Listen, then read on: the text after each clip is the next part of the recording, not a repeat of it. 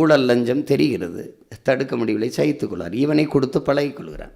கண்ணு முன்னாடி வளங்கள் களவு போகிறது, கேட்க முடியவில்லை, சகித்துக் கொள்கிறான். அரசே மதுவை காய்ச்சி விற்கிறது, இது ஒரு கொடுமை. அரசே நஞ்சை கொடுக்கிறது தன் குடிகளுக்கு. படிக்க வைக்கிறதில் காட்டுகிற ஆர்வத்தை விட குடிக்க வைக்கிறதில் அதிக ஆர்வம் காட்டுகிறது அரசு. இது எப்படி மக்களுக்கான அரசாக இருக்க முடியும்?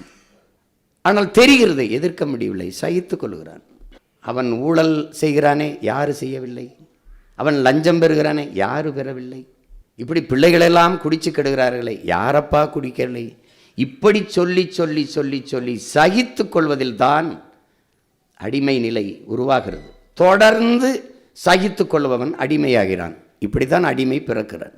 அப்படி அடிமைப்பட்ட இனத்தின் மக்கள் தான் நாம்.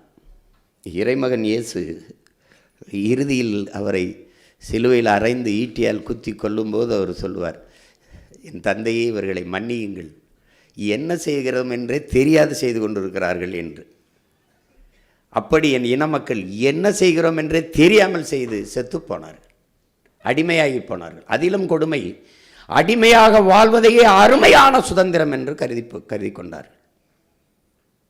இவர்களுக்கு கொண்டாட்டம் என்றால் என்ன, பண்டிகை என்றால் என்ன? மது குடிக்க வேண்டும், திரையரங்கில் போய் படம் பார்க்க வேண்டும், இவ்வளவுதான். மகிழ்ச்சி என்பதே இவ்வளவுதான். உலகத்தில் எந்த இனமும் பொழுதுபோக்கிற்கு இவ்வளவு முன்னுரிமை கொடுத்தது கிடையாது. கேளிக்கையில், பொழுதுபோக்கில், கேளிக்கையில் அதிக நாட்டம் கொண்ட ஒரு இனத்தின் மக்களை நீங்கள் புரட்சிக்கு தயார் செய்யவே முடியாது.